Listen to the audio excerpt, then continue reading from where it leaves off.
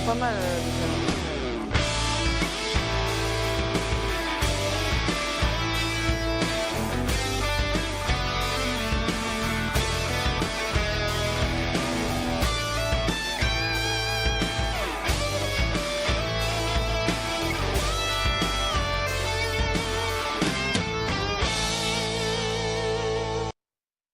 Bonsoir à tous et bienvenue ici l'image de l'Afrique pour une édition qui, je l'espère, vous mettra l'eau à la bouche. Nous sommes ce soir avec le chef Moutaro Baldé du haut de ses 34 ans. Il a déjà 16 ans d'expérience dans le domaine de la restauration et 16 ans qui ont été sacrés cette année avec un titre du fameux guide Michelin de l'année 2019. Alors nous espérons discuter et échanger cuisine, mais aussi développement et expansion de ces activités sur le continent. Peut-être demain ou après-demain aurez-vous l'opportunité sur le continent de goûter certaines de ces créations qui sont appréciées aux quatre coins du monde et notamment à Hong Kong. Restez avec nous, mais avant de passer et d'échanger avec lui, un petit coup d'œil sur son parcours pour essayer d'en comprendre un peu plus les tenants et les aboutissants. Et puis on revient juste après avec l'interview exclusive du chef Moutaro Baldé. Restez avec nous.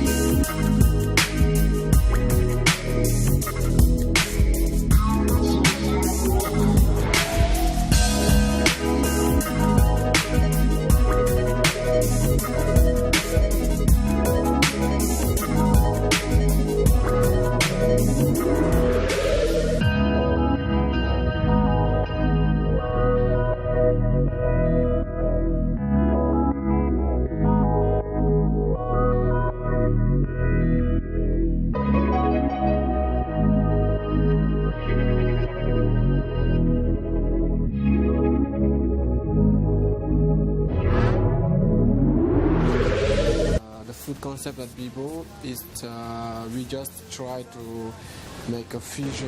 Notre concept à Bibo, c'est de créer une fusion entre la gastronomie française et le street art. Nous faisons de la cuisine traditionnelle française, mais avec une petite touche personnelle sur chaque plat. Nous utilisons beaucoup de couleurs, des fleurs, des aliments frais et des légumes cuits minutes, et bien sûr, tout est fait maison.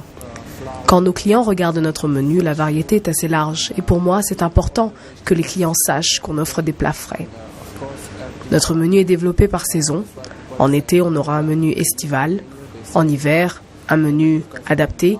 Donc, notre menu s'adapte à chaque saison.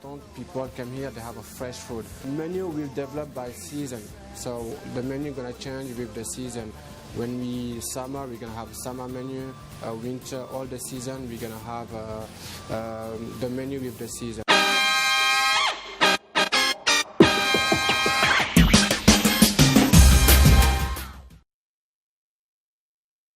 Et donc aujourd'hui j'ai l'honneur d'être avec chef Moutaro Baldé, peut-être un nom que vous n'avez pas l'habitude d'entendre, mais je suis sûre que ça a changé dans les prochaines semaines ou dans les prochains mois. C'est l'un ou le seul Africain à avoir reçu le prix Michelin 2019, mais du haut de ses 34 ans, il est à la tête de pas moins de 13 restaurants et ce n'est peut-être pas une trajectoire professionnelle à laquelle il aurait pensé à Guinée-Bissau, là où il était durant son enfance. Alors, comment est-ce que ça vous est venu en tête? La restauration? Oui. Alors souvent, moi j'ai grandi à Saint-Louis, donc avant tout, mon nom c'est Baldé Moutaro, donc j'ai 34 ans comme vous l'avez mentionné. Donc de 6 à 12 ans, j'étais à Saint-Louis où j'étais un talibé. Donc un talibé, c'est un enfant, on étudie dans les écoles madrasa. Et c'est vrai que quand c'est l'heure de manger, on doit aller prendre sa gamelle, aller chez les voisins, dans le quartier, demander à manger pour le midi et pour le soir. Et en fait, donc très tôt, j'ai vraiment côtoyé, c'était quoi la générosité en fait des gens. J'ai compris, c'est-à-dire les gens sont généreux en fait. Donc du coup, j'ai tout de suite baigné dedans. Et c'est vrai qu'aujourd'hui, étant chef de cuisine, donc du coup, je pense que c'est des valeurs qui m'ont suivi jusqu'à là en fait, c'est-à-dire ce partage en fait, c'est-à-dire ce qu'on partageait avec moi quand j'étais jeune, aujourd'hui je le fais d'un autre côté, je partage avec les gens en fait la cuisine. Donc voilà, je pense que c'est très tôt, voilà, l'envie de partager, d'offrir aussi ou de rendre ce qu'on m'avait donné depuis mon enfance. C'est ça aussi qui m'a poussé à devenir cuisinier aujourd'hui. Alors, je l'ai dit, le prix Michelin 2019 n'est accordé qu'à une poignée ou à une pincée, sans mauvais jeu de mots, de chefs qui sont reconnus comme presque les meilleurs du monde. Qu'est-ce que ça vous fait, vous, en tant qu'Africain, j'ose le dire, de pouvoir avoir peut-être cette plateforme au niveau international, au niveau de la gastronomie? Alors, c'est déjà, honnêtement, c'est un honneur et puis c'est un privilège de pouvoir être listé parmi les restaurants étoilés dans le monde. C'est beaucoup de travail, le guide Michelin, parce que vous savez, il y a des gens qui travaillent toute une vie pour avoir une étoile et malheureusement qui n'arrivent pas. Et donc, c'est un travail tout au long de l'année. Parce que vous savez comment ça fonctionne le guide Michelin, vous avez les inspecteurs qui viennent vous rendre visite, mais ils ne se présentent jamais. Ils sont monsieur et madame tout le monde, ils viennent le midi, le soir, vous ne savez pas qui ils sont, donc ils viennent juger votre travail, donc ils reviennent en général 3-4 fois dans l'année. Donc ça veut dire qu'en fait vous avez reçu une visite, c'est-à-dire le travail que vous avez fait en septembre doit être au même niveau qu'au mois de mai. Donc c'est la consistance et aussi la rigueur en fait, parce que c'est beaucoup d'énergie, c'est beaucoup de travail. Mais vous savez, être cuisinier, c'est vraiment une passion. C'est pas juste un métier. Moi, je me lève pas pour aller me dire, je vais faire mon métier. J'aime ça et c'est une passion. Donc, quand on la vit, comme tout un autre métier, en fait, on sent pas s'il y a un inconvénient, s'il y a des difficultés, s'il y a des longues heures de travail, parce qu'on aime ça, en fait. Et quand vous avez les gens qui viennent dans votre restaurant, qui, après avoir mangé, demandent à vous féliciter, vous remercier, c'est la grâce pour un chef en fait, donc c'est ça qui nous fait plaisir. C'est le sacre ultime. C'est le sacre, voilà. Alors, vous venez de Guinée-Bissau, vous êtes passé au Sénégal donc, et vous atterrissez dans la métropole, entre guillemets, la France, les Royaumes-Unis. Qu'est-ce qui vous pousse finalement à continuer dans un domaine qui n'est pas nécessairement le domaine traditionnel, notamment pour les parents africains? Qu'est-ce qui vous pousse à continuer dans le chemin de la gastronomie?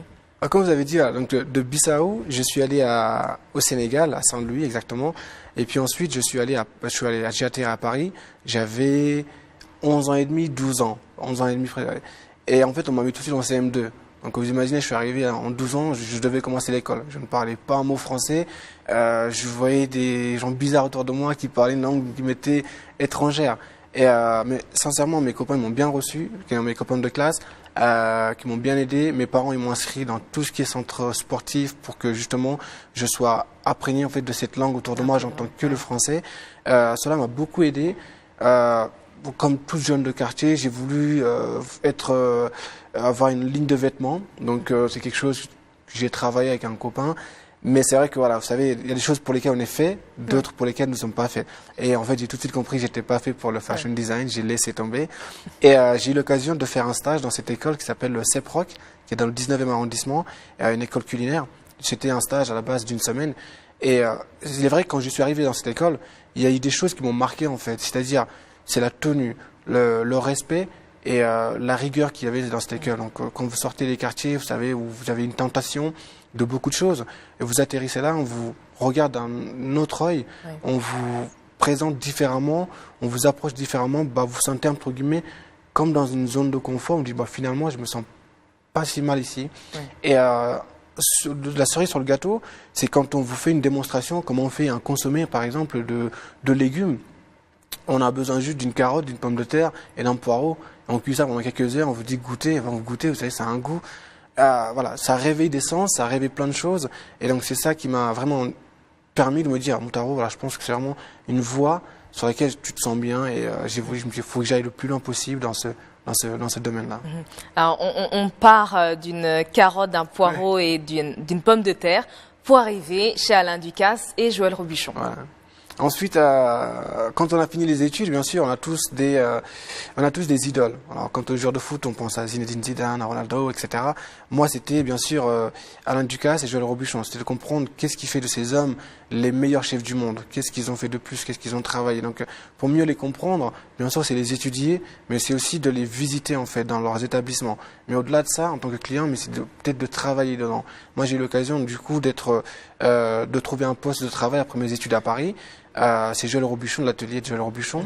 Et en fait, sans rien du tout, sincèrement, avec juste une petite mallette de couteau, avec un peu d'argent de poche, j'ai atterri à Londres et j'ai intégré l'équipe de Joël Robuchon. On était 25 chefs et on faisait entre 16 et 17 heures de boulot par jour. Bien sûr, au bout de 3 heures, mes jambes, j'ai dit non, ça va pas le faire. Flagada. Mais voilà, vous avez tout ce qu'il y a autour de nous, il y a cette énergie en fait. On est 25 copains. Tout le monde veut faire mieux que l'autre, tout le monde veut offrir mieux à son client. Donc tout ça nous donne, j'ai envie de dire, des ailes en fait, nous dire, voilà, c'est possible en fait de le faire. C'est vraiment possible, ça prend du temps, mais c'est du travail. C'est-à-dire tous les gens qui sont là, s'ils ont réussi à monter de poste en poste, c'est-à-dire ils ont commencé bas, ils n'ont pas lâché en fait. Donc je pense que c'est ça en fait, c'était vraiment la rigueur j'ai toujours voulu intégrer les meilleurs restaurants, toujours voulu travailler avec les meilleurs chefs parce que je pense que l'exigence, elle est là. La difficulté, elle est chez eux aussi. Mais je pense que le savoir, c'est là aussi qu'on en prend. On en prend un maximum. Et la gastronomie, et surtout en Europe et surtout en France, c'est un milieu très compétitif. Très, très compétitif. Et quand même, je pense que je peux dire que vous avez réussi à percer dans ce domaine-là. Quelle est votre plus-value? Je pense que c'est avoir cette multinationalité, si j'ose dire. Moi, je suis un enfant je me définis comme un nomade.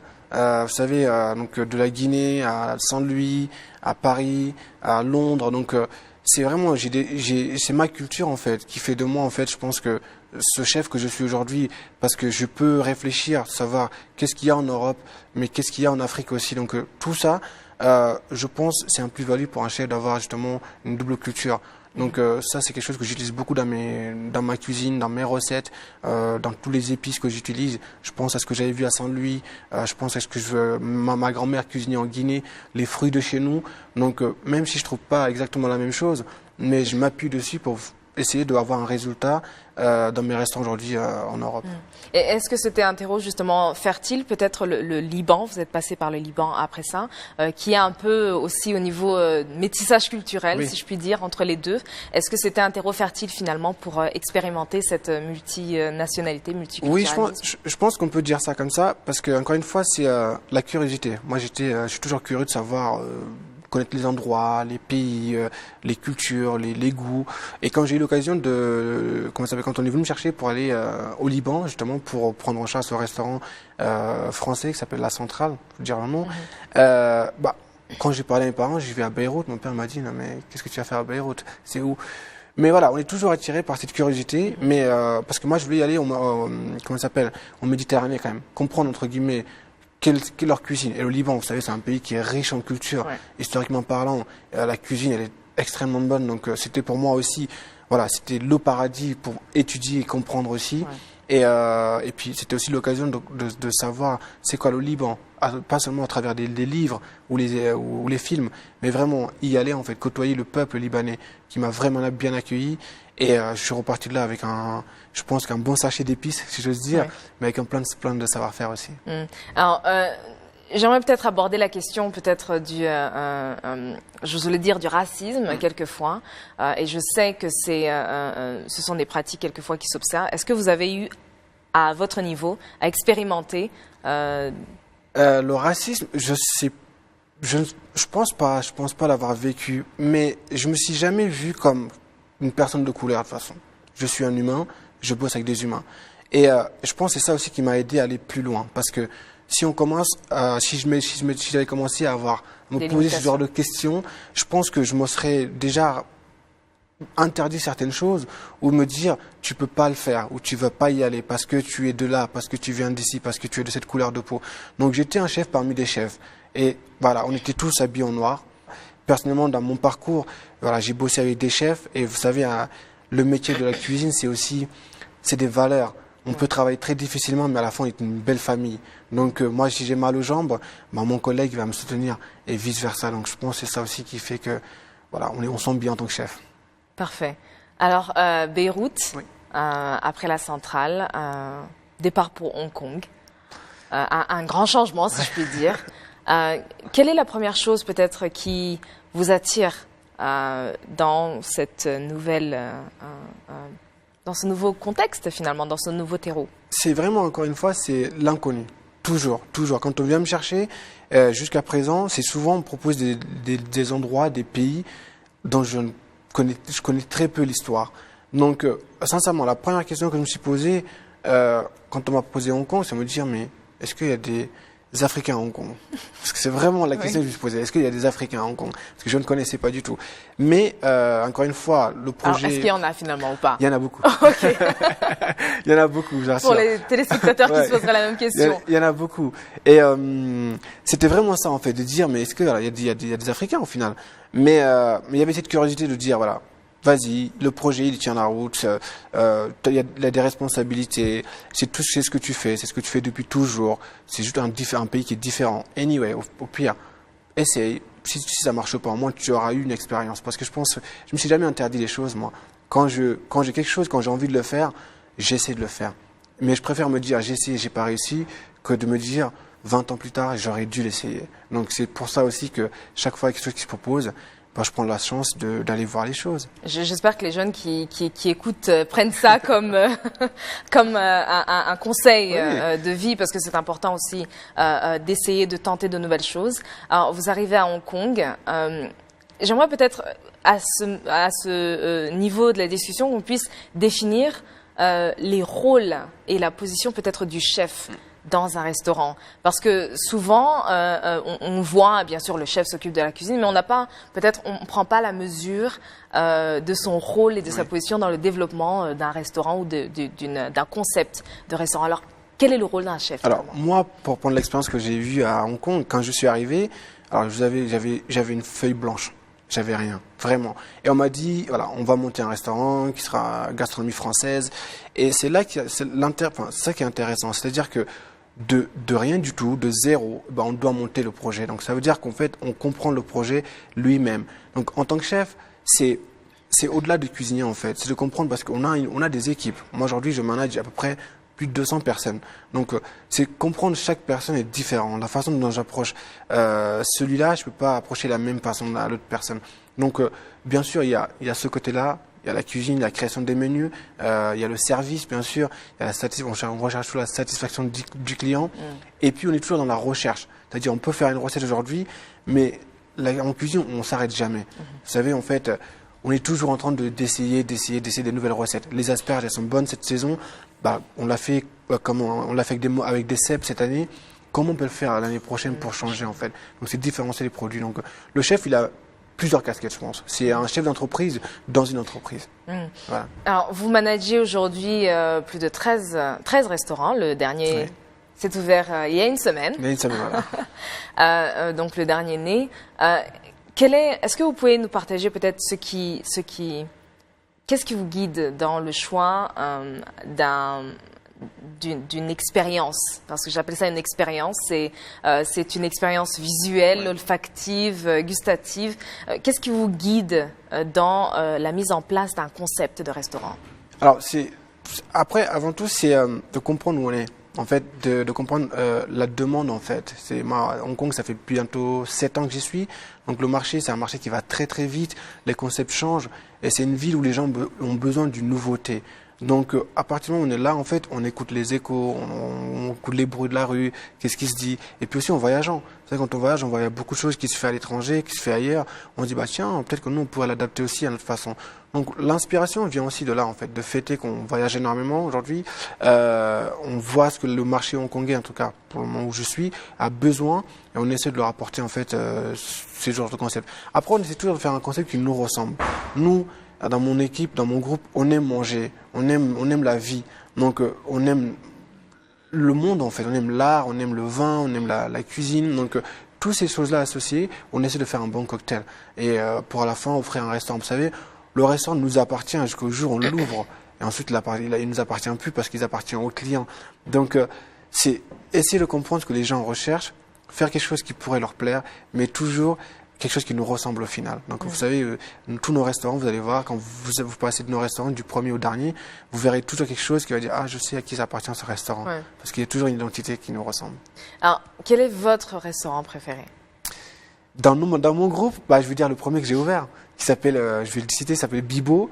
Pourquoi? Parce que c'est un restaurant qui m'a pris beaucoup de temps, en fait, à mettre en place. Et les autres ont pris un peu moins de temps. Parce que vous savez, quand vous faites le premier, c'est difficile. Ouais. Mais le deuxième sera plus facile que le premier et vice-versa. Ouais. Donc, j'ai beaucoup d'affection pour le premier restaurant parce que, voilà, le temps que j'ai passé, j'ai commencé à travailler depuis Paris, en fait, sur le restaurant.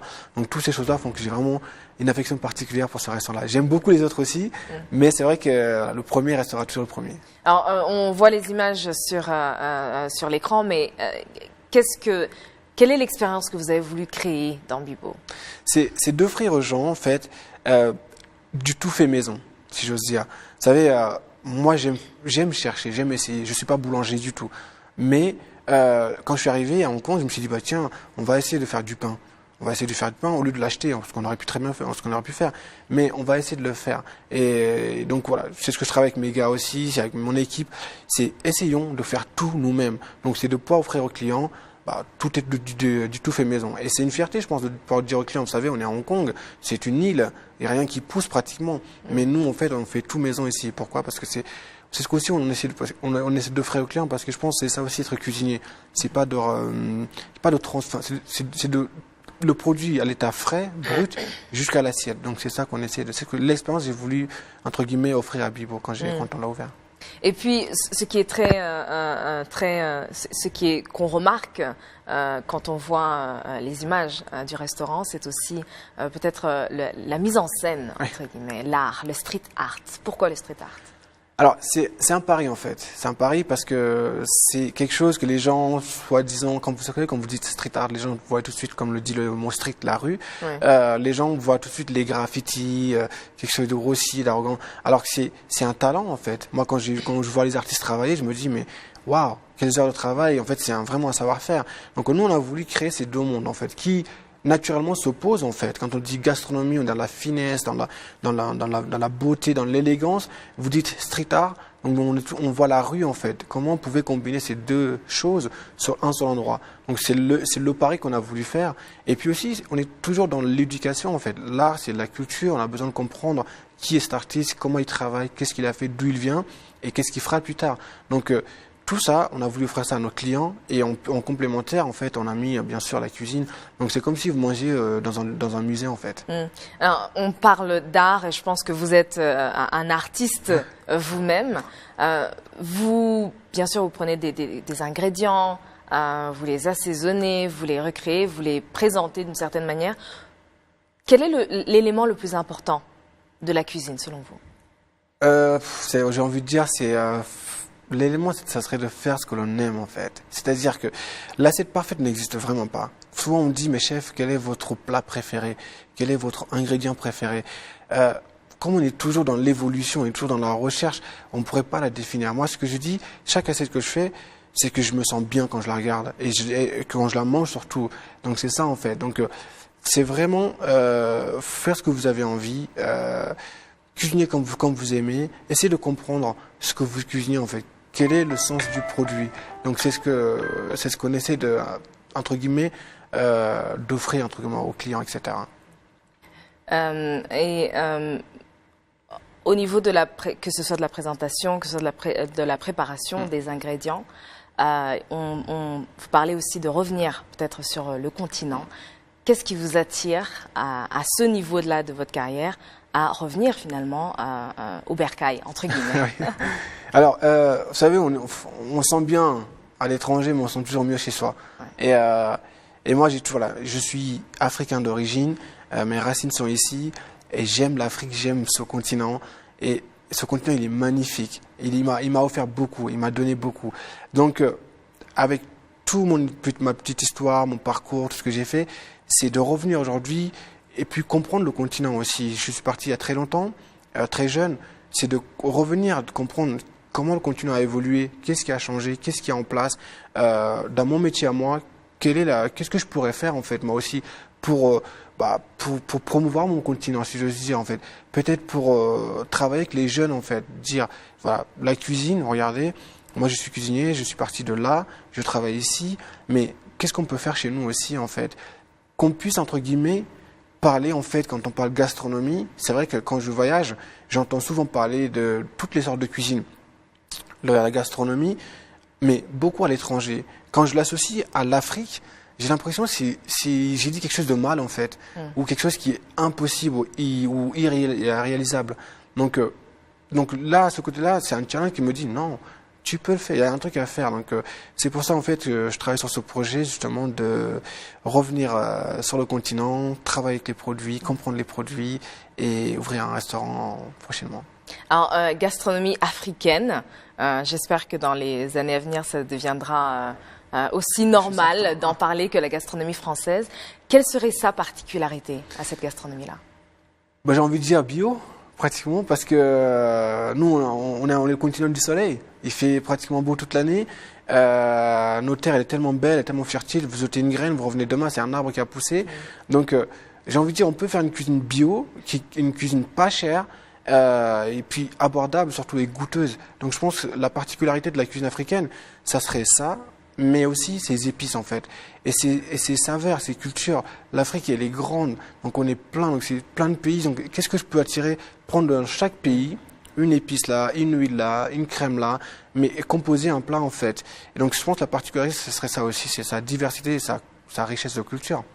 Alors, je pense que quand on parle de l'Afrique et quand il y a des personnes qui veulent investir, il y a toujours des défis, des barrières, etc., etc. Et je suis sûre qu'il y a eu des tentatives, il y en a aux quatre coins du continent, d'amener peut-être cette touche gastronomie. Ces tentatives ne sont pas nécessairement toujours à succès. Qu'est-ce qui pourrait peut-être entraver le développement d'une cuisine fine, entre guillemets, sur le continent? Pour cela, c'est vrai que ça peut faire peur aux gens. Quand on dit tout de suite, allons en Afrique, tout de suite les gens, même déjà, allons-y pour les vacances. Ça peut, les gens qui ne connaissent pas, tout de suite, ils sont réticents. Mais quand on parle de cuisine, on nous parle de la cuisine africaine, on la voit comme la belle assiette de la maman généreuse, etc. Ouais. Mais quand on parle de gastronomie, donc on a le mot finesse qui arrive. Je pense que aujourd'hui, pour cela, en fait, ça serait de parler gastronomie. Vous savez, la cuisine, c'est comme tout un métier, il y a des codes. Faut que nos jeunes, en fait, connaissent les codes, en fait. C'est-à-dire, c'est quoi le commencement? Qu'est-ce que je dois faire en premier quand je rentre dans la cuisine? Etc., etc. Donc, c'est plus peut-être l'éducation. Il faut qu'on éduque un peu plus, qu'on parle un peu plus, qu'on échange un peu plus. Et vous savez, des chefs africains, je pense qu'il y en a beaucoup, mais c'est aussi peut-être parler de ces gens, en fait, qu'on parle de nos cuisines, en fait, et que demain, avec l'éducation, la formation, l'exemplarité, parce que les jeunes, ils ont besoin d'une référence, en fait, de quelqu'un ou de quelque chose pour pouvoir vouloir devenir comme cette personne. Donc, je pense que voilà, c'est plutôt la connaissance, en fait. Voilà. C'est vraiment l'échange le partage et l'échange de la connaissance pour la cuisine. Alors, je me permets de vous ériger en référence, du moins au niveau de la cuisine, parce que c'est vrai que c'est un domaine dans lequel on a très peu, même sur le continent, pas tellement de jeunes qui vont s'aventurer, à moins qu'ils aient été en dehors et pu découvrir les mêmes expériences que vous avez pu découvrir. Et la formation, c'est un élément très important. Oui. Aujourd'hui, la cuisine, c'est la cuisine de la maman, oui. de la tantine, et pas nécessairement une carrière professionnelle. Qu'est-ce qu'il faudrait dire peut-être à ces jeunes aujourd'hui?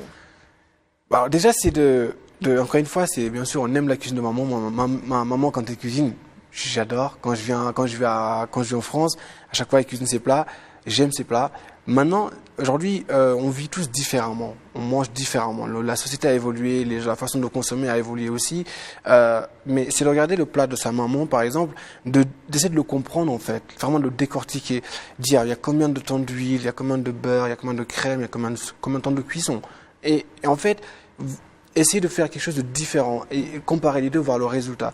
Et moi, aujourd'hui, je pense que, si j'étais jeune, en tout cas, c'est ce que j'essaierais de faire, essayer de comprendre un peu plus comment les mamans cuisinent, parce que on est une génération, on a tout pris de nos mamans et de nos grands-mères, donc on l'a gardé et on ne veut pas le changer. Ils ont fait le travail, maintenant on doit aussi le faire évoluer, ce travail. Sauf que à notre niveau, on l'a pas fait, c'est-à-dire on le prend tel qu'il est, on le reproduit tel qu'il est. Et à sachant, mais la société autour de nous, elle a changé.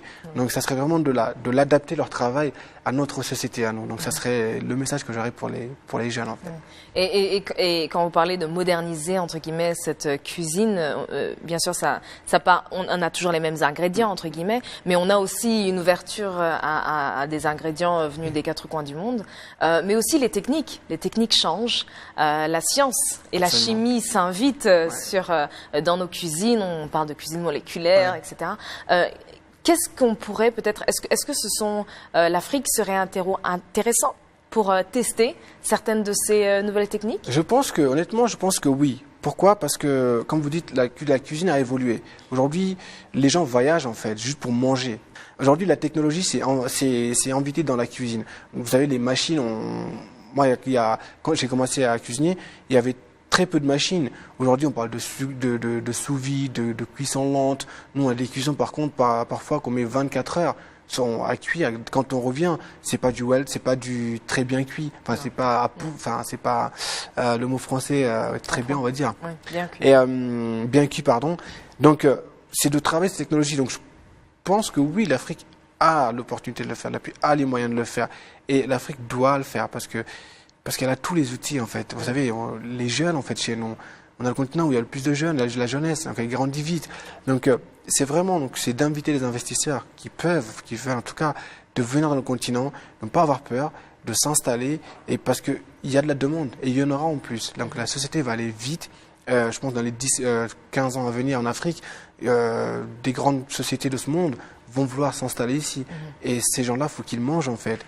Donc, nos jeunes, il faut qu'on les forme maintenant pour qu'ils soient prêts à faire face, en fait, à cette demande qui arrive massivement. Et la formation est très importante ici et en général sur le continent. Une certaine part de la formation, et surtout dans les métiers comme peut-être que ce soit l'architecture ou la sculpture et même la cuisine, c'est formé par les artisans, surtout. Les jeunes sont formés par les artisans. Et c'est souvent des sciences non écrites. Absolument. Tu en mets un peu, etc. Alors, est-ce que ce sera tellement facile de changer peut-être vers quelque chose de plus standardisé? Je pense que c'est la base. Parce que pour retenir, il faut qu'on le mémorise. Pour le mémoriser, il faut qu'on le lit, il faut qu'on le récite, etc., etc. Honnêtement, je pense que c'est la base de tout, en fait. Il faut qu'on démarre, il faut qu'on mette des codes, on peut cuisiner à l'œil. On appelle ça une cuisine à l'œil, donc j'essaie un petit peu au goût, etc. Mais quand on passe à un certain niveau, quand on arrive, on a un restaurant, si on a une recette, par exemple, la recette, elle doit être, si on met 5 grammes de sel aujourd'hui, demain, il faut que ce soit la même chose. Donc, faut qu'on s'habitue, en fait, à cet exercice, en fait. C'est-à-dire d'écrire, de marquer, de mémoriser. Et l'éducation en est la clé, en fait, c'est le principal. Ça commence par là, donc c'est à travers les écoles, en fait, des formations. Vous savez, il y en a beaucoup en Europe, il y en a beaucoup en Occident, dans le domaine de la cuisine, en tout cas. Hein. Et ça serait bien qu'on arrive à faire la même chose, en fait, ici.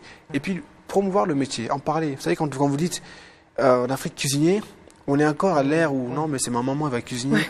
Non, c'est ma grand-mère, elle cuisine bien. Alors qu'en Europe, quand vous dites que je suis chef, c'est tout de suite, on vous accueille.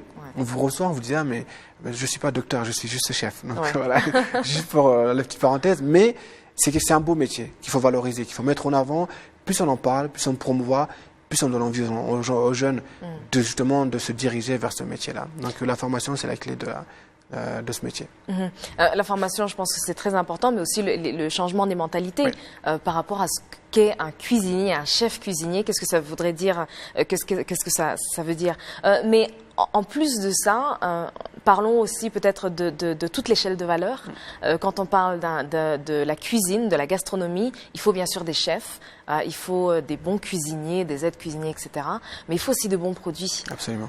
Et pour avoir les bons produits, on a des terreaux fertiles, mais pas nécessairement, encore une fois, la technique de conservation, de transport, Absolument. etc. Qu'est-ce qui, pour vous, vous empêche le plus de dormir la nuit que si vous pensez à avoir des produits qui sont locaux, etc. Qu'est-ce qui est votre problème? Alors, je pense que le problème serait de savoir comment la conservation. Vous avez parlé de la conservation. On parle toujours de chef star, mais souvent on oublie derrière un chef star, il y a un agriculteur star aussi. Donc je pense que les stars, c'est pas nous les chefs, c'est vraiment les agriculteurs, c'est vraiment les bouchers, c'est vraiment les poissonniers, c'est les maraîchers. Donc c'est eux les vrais stars, parce que c'est eux qui arrosent la plante pendant X mois pour qu'elle pousse, la tomate, etc. C'est eux qui contrôlent la densité de soleil que la tomate doit prendre. Donc aujourd'hui, je pense que c'est de former les jeunes là-dessus, comprendre les produits, mais aussi chez nous en fait comprendre cette chaîne en fait, comment on peut transformer les produits. Vous savez, moi j'adore la mangue, c'est l'un de mes fruits préférés. Et sincèrement, j'en mange quand je suis là, j'en mange tout le temps. Je la bois en jus, etc.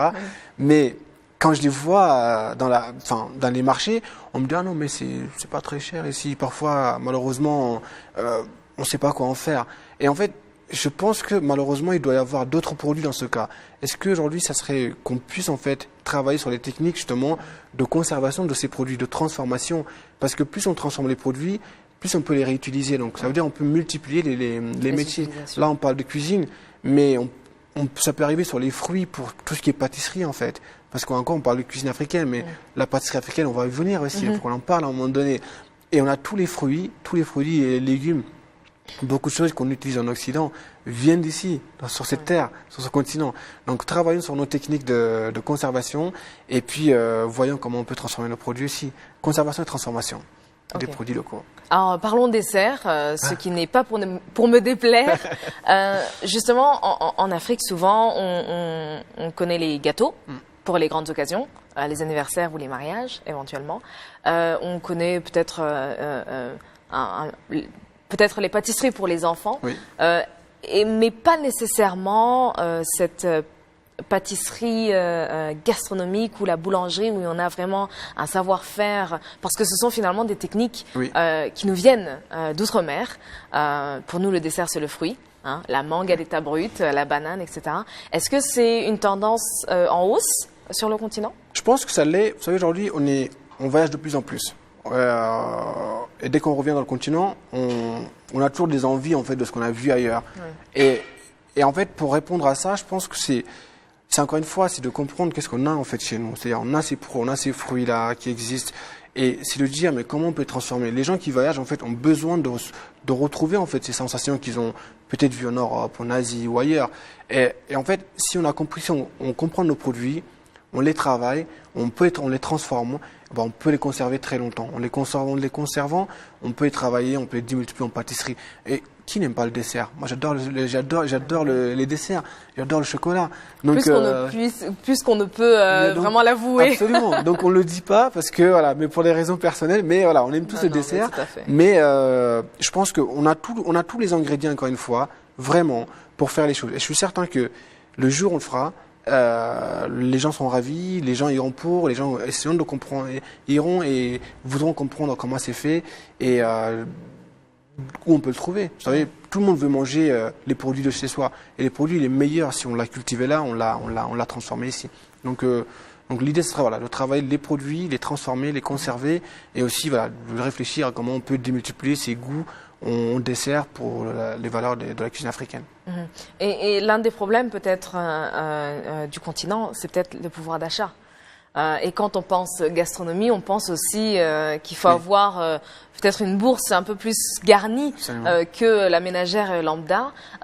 Est-ce qu'il y a quand même moyen d'avoir un équilibre entre une bonne cuisine qui est pas chère, vous en parliez avant, quel est ce moyen? Moi je pense qu'il y a moyen. Vous savez, quand quand vous achetez les produits, quand vous les faites venir de l'étranger, vous payez très peu le produit, mais vous payez beaucoup le coût de transport. Maintenant, si vous avez le produit autour de vous, il vous coûtera beaucoup moins cher. Donc, le restaurant qu'on fera, on va dire 99% des produits seront des produits terroirs. Donc, ils nous coûteront beaucoup moins cher que la pomme de terre que je ferai venir, si c'est le cas, de l'étranger. Donc, je pense que les prix seront abordables et les gens, j'espère qu'en tout cas, il y en aura pour tout le monde. Vous savez, toujours, on associe la gastronomie avec des prix super chers, etc. Mais vous savez, quand vous allez manger à un restaurant le midi, vous pouvez trouver des menus corrects à des prix corrects. Ouais. Le soir, à des prix un petit peu plus élevés. Mais vous savez, c'est aussi, il y en a pour tout le monde, en fait. Il y en aura pour tout le monde. Donc, les produits locaux nous coûteront moins cher que les produits importés. Mais vu qu'on part sur les produits locaux, donc je pense qu'on sera sur le marché où j'espère que la majorité des gens pourront y accéder. Et quel est votre client? Quel est le profil de votre client? Monsieur et madame tout le monde, les gens qui aiment manger. Vous savez, il n'y a pas vraiment un client type. Ça en fait pas mal quand même, les gens qui aiment manger. Il n'y a pas vraiment un client type. Nous, voilà, on fait de la cuisine, on partage avec les gens, on partage avec les gens qui aiment vivre, qui aiment la vie. Donc, bien sûr, tout le monde est le bienvenu. Donc, chaque personne qui souhaite nous rendre visite, la porte sera grande ouverte. Donc, on n'a pas vraiment un type de client. C'est vraiment tout le monde est le bienvenu. Et on accueillera tout le monde. On aura tous les goûts. Vous savez, aujourd'hui, les gens mangent. Nous avons des végétariens aujourd'hui de plus en plus. Il faut aussi penser à des menus végétariens. Donc, faut penser à cuisiner, comment on peut transformer, comment on peut changer. Autrement dit, juste avoir des poissons ou de la viande. Donc voilà, manger de façon responsable, équilibrée. Donc c'est le message qu'on essaiera de faire passer dans le restaurant. Et vous avez un restaurant Tri indonésien qui est fortement inspiré de la street food, c'est-à-dire la nourriture qu'on voit. Alors je pense qu'à Kigali c'est pas si développé, mais si on va dans des villes comme Douala ou Accra, etc., on a vraiment une vraie culture d'avoir un certain nombre de snacks, de nourriture peut-être rapide qui sont faites sur les rues. Disons, vous avez passé, peut-être vous avez déjà visité un certain nombre de villes. Quel est pour vous le street food qui serait intéressant peut-être de retravailler et de lui donner peut-être cette touche gastronomique? Alors, il y en a plusieurs. Je ne pourrais pas vraiment en citer un particulièrement, mais ce qui est intéressant dans la street food, la cuisine, on va dire, de rue, c'est, vous savez, on la définit toujours comme la meilleure cuisine. Moi, la première fois que je l'ai vue, c'était en Thaïlande. Et quand je suis arrivé, on m'a dit, j'ai dit, ah non, mais je vais pas manger là. Elle m'a dit, mais vous savez, tu sais que ça, c'est la meilleure cuisine parce qu'en fait, à la fin de la soirée, il n'y a plus rien. Et le lendemain, ils reviennent. Donc, c'est la plus fraîche, les cuisines. Et en fait, pour revenir à notre restaurant Tri, c'est exactement le même pareil qu'on a voulu faire. Encore la même chose que Bibo, mélanger ce que les gens pensent ne marchera pas. On a dit qu'on pouvait raffiner cette cuisine de street, en fait. Les gens nous ont dit, non, mais faites pas, ça marchera pas. Et en fait, on a pris le pari de le faire, et le résultat, il était vraiment bluffant. Bien sûr, on part pas juste de cuisine. On a voulu refaire un monde, en fait, un décor. Les gens mangent à Hong Kong, mais ils ont l'impression d'être en Indonésie. Donc, c'est ça qu'on a voulu faire. Pour l'Afrique, je pense que ça serait vraiment de la sillonner déjà, tout le continent principalement, comprendre, en fait, comment les gens savourent en fait la cuisine de street food en fait, et en fait s'inspirer de ça et ensuite essayer de la transformer, justement pas la changer, parce que l'idée c'est pas de changer ce que les gens aiment, voilà, c'est juste de la présenter de façon différemment ou de la cuire de façon différemment. Vous savez, un bœuf, si je le fais cuire 24 heures, si je le cuis 5 minutes, il y a vraiment une différence. Mais voilà, c'est tout, il y a des techniques, c'est comprendre les codes en fait de la street food africaine, voir comment on pourrait en fait la mettre dans des grandes tables du monde pour que demain monsieur ou madame qui va à New York, à Times Square, ait un restaurant d'origine africaine avec au moins une épice ou une saveur qu'il a l'habitude de manger depuis son enfant. Donc c'est ça aussi le projet du restaurant, si jamais on était amené à faire un restaurant comme Tri ici en Afrique. Je pense que ça me rappelle un documentaire que j'ai vu. Le Kenya, en Nairobi, est très porté sur les chapatis. C'est-à-dire c'est un peu comme les naan, c'est des pains plats. Et ça, c'est quelque chose qu'on voit partout, dans les rues de Nairobi, mais aussi à Kigali et dans d'autres villes. Et ça, en fait, ce sont des éléments qui, entre guillemets, peuvent passer, sont vraiment multiformes. Absolument. qu'est-ce que vous amèneriez de plus? Quelle est votre plus-value particulièrement?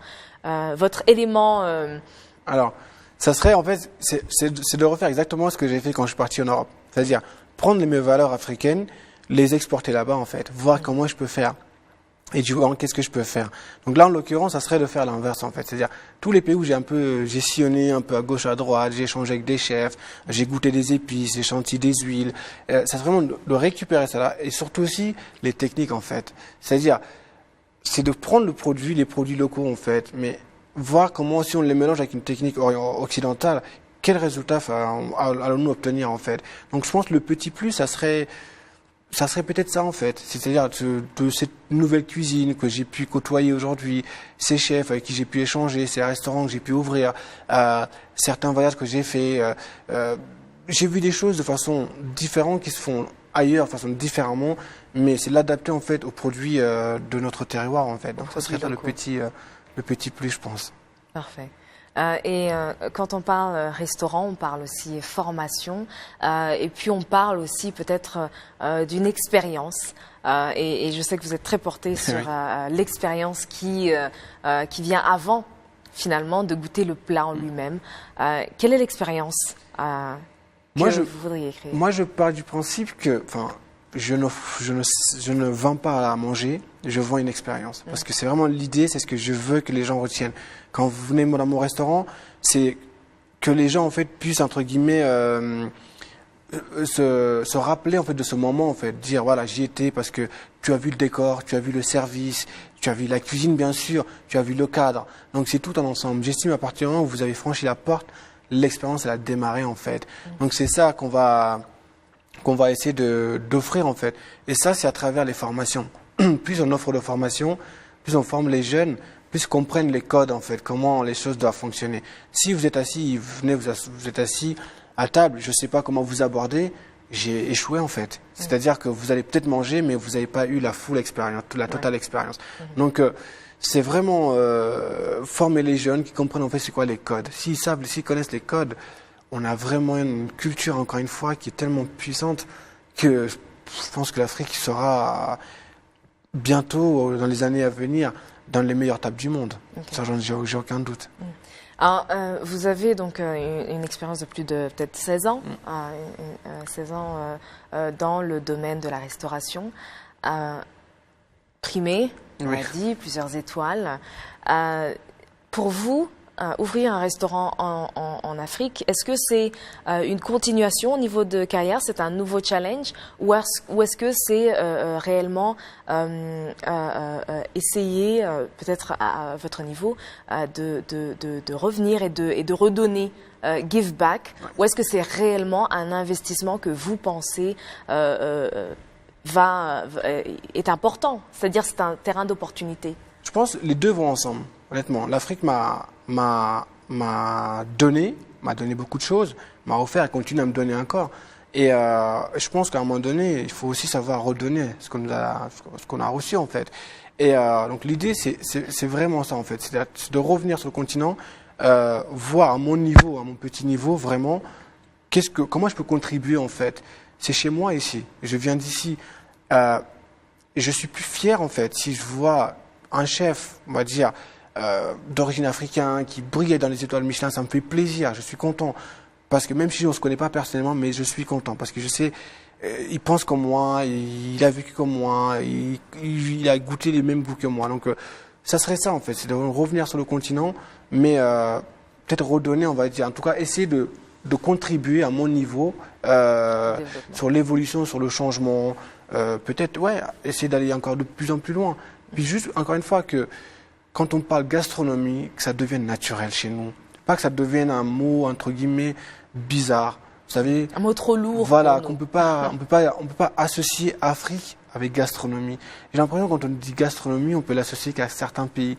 Alors que non, la gastronomie, c'est un mot, et je veux dire, il appartient à tout le monde. C'est juste que, comprenons les codes de la gastronomie, voyons comment à notre niveau on peut changer. Vous savez, il y a beaucoup de gens qui viennent ici en Afrique, qui voyagent aussi, qui partent aussi. Mais quand ils arrivent, ils recherchent un peu ce petit truc. Où je peux manger? Comment je peux avoir un service? Comment je peux passer ma lune de miel ou je sais pas, ma Saint-Valentin par exemple, etc.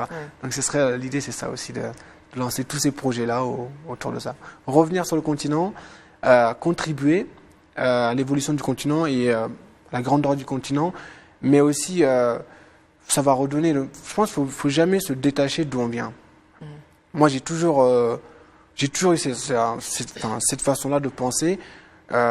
J'ai vraiment beaucoup eu de l'Afrique. L'Afrique m'a beaucoup donné et je suis fier quand je dis que je suis africain. Mais je suis fier, je le dis, je le crie haut et fort. Et être chef africain étoilé, oui, ça me fait plaisir. Mais j'espère que demain, je peux aider 1, 2 ou 3 jeunes à en faire pareil. Vouloir même à me dépasser, même à aller au-delà de ce que j'ai fait. Parce que j'ai rencontré des jeunes et je vois en fait, il y a une lumière. Mais essayons de les aider à illuminer encore plus. Parce que c'est à nous aujourd'hui de changer ces choses. Alors, et ce sera le mot de la fin. Qu'est-ce que vous voulez dire finalement à ces jeunes que vous avez rencontrés? Il y a une lumière, mais quel est pour vous l'élément qui pourra déclencher et pourra créer? Parce que votre expérience et votre histoire, je pense que c'est une inspiration en elle-même et elle montre un certain nombre de choses. Alors, quel est votre message aujourd'hui à la jeunesse? Alors, tout d'abord, c'est ne jamais s'interdire quoi que ce soit. Bien sûr, c'est jamais se dire je ne peux pas le faire parce que je viens d'eux. C'est jamais se mettre ça dans la tête. Quel que soit le métier que vous voulez faire. En tout cas, dans la cuisine, si vous voulez être chef, c'est difficile. Sincèrement, c'est très difficile. Quand vous arrivez en cuisine, vous avez 25 chefs, vous êtes probablement le seul d'origine africaine. Vous cherchez toujours un confort et on sent bien avec les siens, on sent bien avec les siens. Donc quand on n'a pas ce regard sur qui porter, ça peut paraître difficile et un peu décourageant. Mais c'est de ne jamais lâcher parce que c'est là, à ce moment-là que l'histoire est en train de se créer. Se donner un objectif, de le visualiser, de s'imaginer en fait que demain je peux être chef étoilé, j'aurai un restaurant étoilé Michelin. Mais qu'est-ce qu'il faut pour être là en fait, pour en arriver? Et ben en fait la rue elle est semée d'embuscades en fait. C'est pas une ligne droite. Vous allez tomber, vous allez vous relever, vous allez vous faire mal, vous allez vous brûler un peu, vous allez vous couper. Mais c'est comme ça en fait. Au fur et à mesure, si vous continuez, vous allez apprendre que demain, le couteau, faut le tenir comme ça, pas comme ça. Et en fait, vous allez imprégner ces codes que je parlais, vous allez prendre les codes. Donc, ne jamais s'interdire, ne jamais se s'handicaper à l'avance, dire je ne peux pas le faire parce que je viens de là ou je suis là. Toujours poursuivre ses rêves, toujours se dire demain, je peux faire mieux qu'hier. Et en fait, c'est ça en fait. Moi, j'essaie de jamais être satisfait d'un résultat, de me dire bon ok c'est bon, mais peut-être demain je peux faire plus. Aujourd'hui j'ai envoyé l'assiette là au bon timing. Peut-être demain on peut faire un peu plus. On a la sauce, elle est bien là, mais peut-être on peut l'ajuster un peu plus. Toujours aussi être dans l'autocorrection en fait. Toujours se corriger soi-même, accepter les remarques, les critiques. Ça fait partie, c'est humain. Vous savez, on n'est pas parfait. Parfois, on fait des choses, c'est bon. Parfois, on les fait, c'est un peu moins bon. Quand ça arrive, il faut aussi l'accepter. De la même façon, quand on vous dit bravo, quand on vous dit c'est pas bon, faut savoir aussi accepter. Faut prendre les deux. Voilà, c'est pas facile, mais c'est comme ça qu'on apprend. Voilà, c'est se corriger à chaque fois et essayer toujours d'aller de plus en plus loin.